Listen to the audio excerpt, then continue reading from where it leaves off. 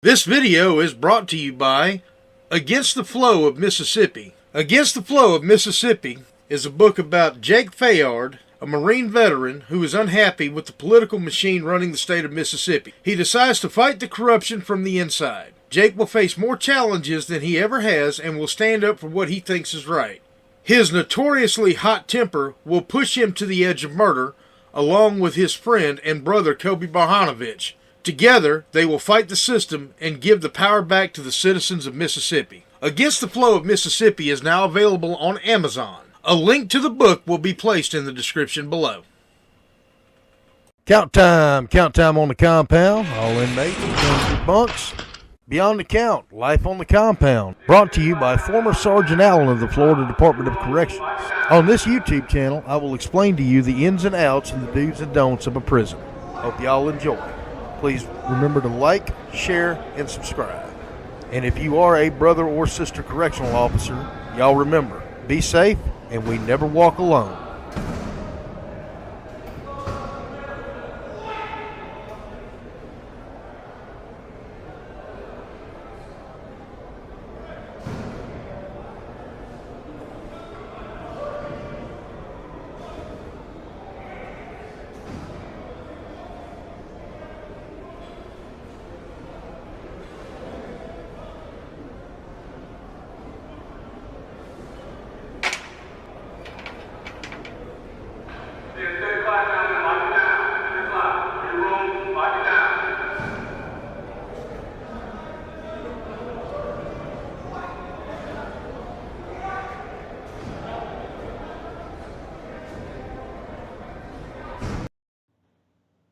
Good morning, y'all. This is Anthony Allen, your host of Beyond the Count, Life on the Compound. And I want to talk to y'all about prison. Fascinating place of prison. Lovely place. Give you my experiences. I'm not going to put the place that I work now on the record here. The reason I'm not going to put that on here is because I do not have permission from my current department to be doing these videos. That's the whole reason. So being that I don't have permission, I'm not going to put them out there. Also, I don't want these videos to be representative of my department. These are my opinions.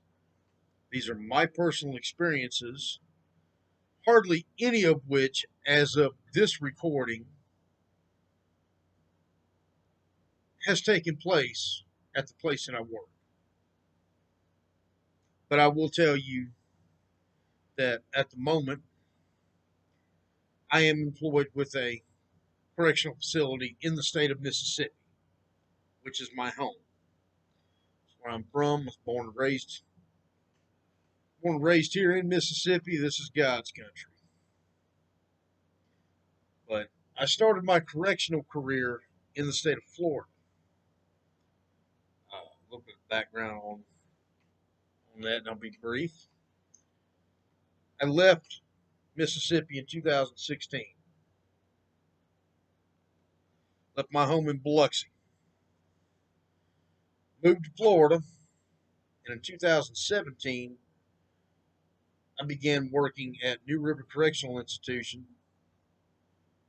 for the Florida Department of Corrections as a correctional officer.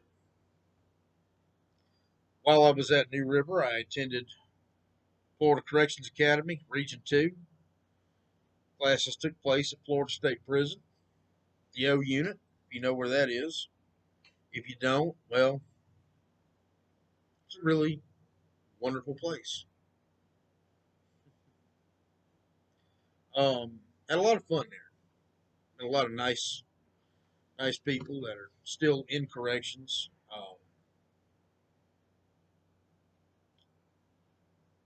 A lot of my academy classes moved on to other things as far as I can tell.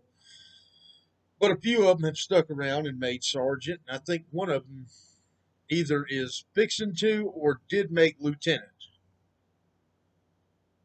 So I guess corrections gets in your blood. I enjoy it. While I was there, I did my overtime because New River at the time didn't have any overtime.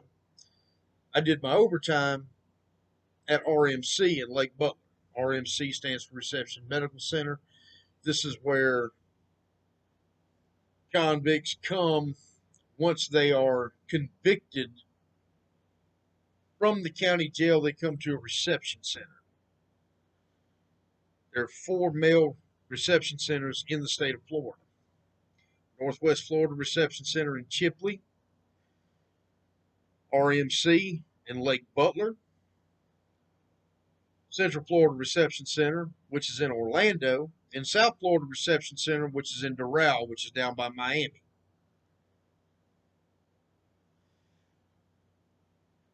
Rayford and Lake Butler, Lottie, is called the Iron Triangle. And it gets its name from all the damn prisons around there. And there is a bunch of prisons.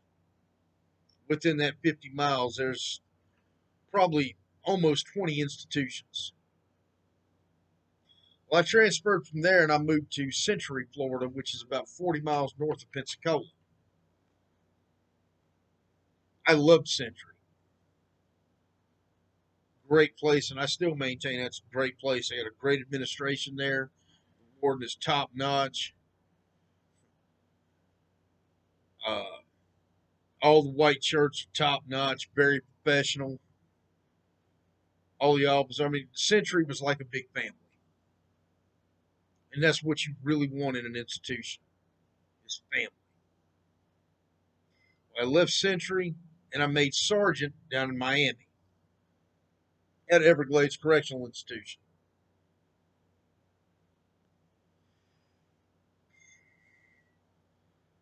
From Everglades, I was down there for a little less than a year and a half. I left and I came back to Mississippi. Did something else, went back to truck driving, and now I'm back in corrections at a correctional facility here in Mississippi. Um, you can have a lot of fun. You can come into work. You can do your job. You can have an easy shift, or you're going to have those days to where you're going to have to work. There's no middle ground. There's no two ways about it. You're either going to come into work and have a good day, or you're going to come into work and have a bad day. If it's good, it's good. If it's bad, it's really bad. There's no two ways about it. I've dealt with helicopters landing and inmates getting carried off to outside medical. Actually, I'll tell that story in a later video. Um, I've seen stabbings, seen inmates cut themselves. I've seen inmates cover themselves in feces and run around the cell with fecal matter in each hand. Come get me! And you've got to go get them. I've seen inmates try to kill themselves. I've seen one literally pull a razor blade out of his butt and just start cutting his face. I'll tell that story at a later video as well. I want to start off by saying that if you are new to corrections or you're thinking about making it a career, it's a great career. It's a very rewarding career. Right now, I want to talk about my proudest moment as a correctional officer. And it's not because I saved some inmate's life, I stopped an officer from getting attacked, or whatever. My proudest moment in corrections happened at Century Correctional Institution. Happened a couple of months before I transferred down to Miami and I made sergeant. I was escorting inmates across the yard. They were going into what is known as secure count in Florida. Secure count means there will be no more inmate movement outside of the dorms unless they're escorted. After that, no more movement. Well, this inmate had a book in his hand. It was a John Grisham book. John Grisham is my favorite author. Second favorite author. I'm my favorite author. More on that later. In a later video, I should say. But I want to say the book that he had was The Brethren, which is a very good book. I looked at him, I said, I like that book. That's one of my favorites. Another inmate, an old man, I call him old, he was in his late 50s. I'm 36, so I don't know if I could really call that old or not. But he looked at me, he goes, you know what? I'm going to read that book one of these days. I said, well, once he's done with it, why don't you borrow it? He looks at me, he goes, Officer Allen, I can't read. And I looked at him, I said, what do you mean you can't read? Officer Allen, I cannot read. Okay, well, we'll work on that. A couple of days later, I get held over for an extended day because Century CI at that time, I don't know how they are now. I'm sure it's pretty close to the same, but at that time, Century CI was very short, and about every 4 to 6 days, the roster would flip for extended workday, and that means they would go down the list and say, you're going to stay another 4 hours, 12-hour shifts. So you wind up working 16 hours. One thing I loved about Century is if you stayed over, they would ask you where you wanted to work. Normally, I would pick the yard. The reason I would pick the yard is because it keeps me moving. I'm doing outside fence checks. I'm doing inside fence checks. I'm bringing the master rosters. I'm going wherever I'm needed on the I'm constantly moving. So that 4 hours seems like an hour. I look at my clock at 6. I look at it again. It's time to go home. I don't like to just sit in one spot. The more I move, the faster my shift goes. So I requested to be put in this inmate's dorm, which was the faith-based and character building dorm, which is one of the better dorms. So I go in there, sit down with the inmate. I noticed him. Look at him. I said, hey, man, come here for a minute. He walked over to me. He said, what's up? You said something to me that bothered me the other day. You told me you couldn't read. He said, that's right. You're going to read to me tonight.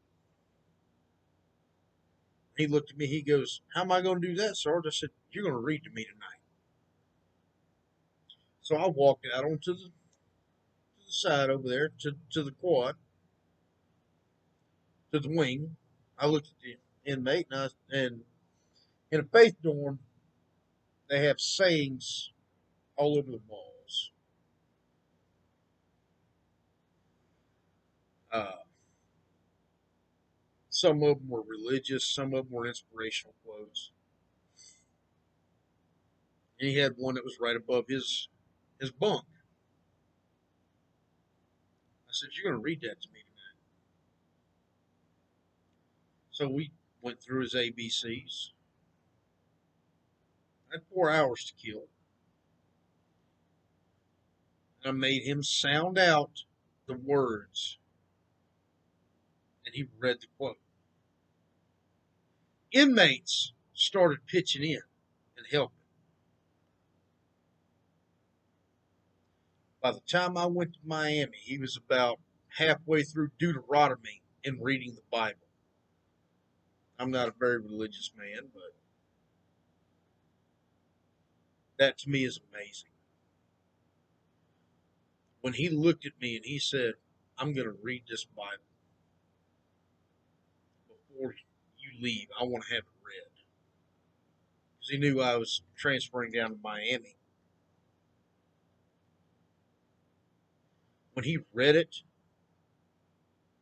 he told me he read it. That was my proudest moment as a correctional officer.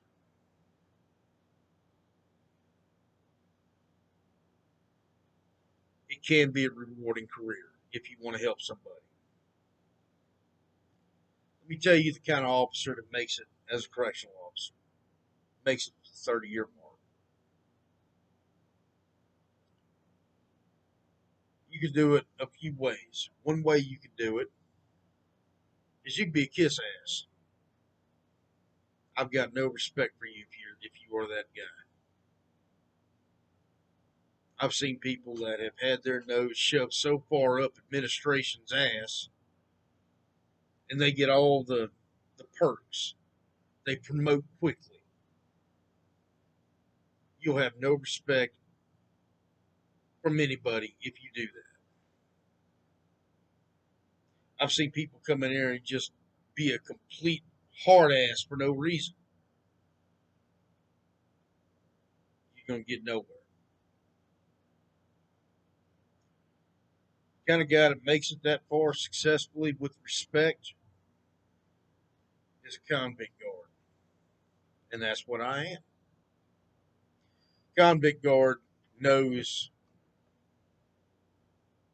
balance between grade A asshole and complacent. You know how to pick your battles. You walk into the dorm, you're the same every day. Firm, fair, consistent. Your rules are your rules. Period. They do not change. I could be in a bad mood or I could be in a good mood when I go to work. Whatever mood I'm in stays in the truck. I'm there to work.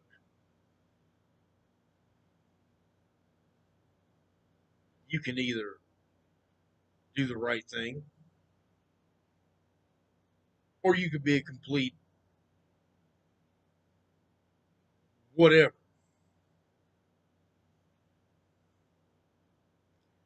Be firm, fair, consistent.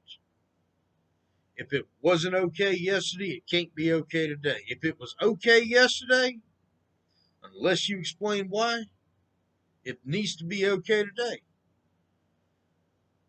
And you enforce it equally.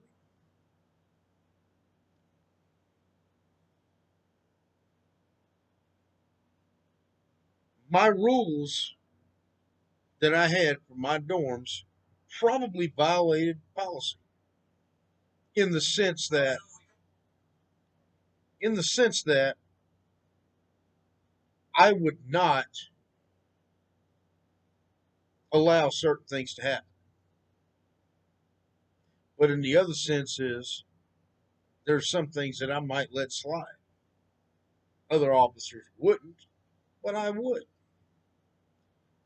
because I picked my battles.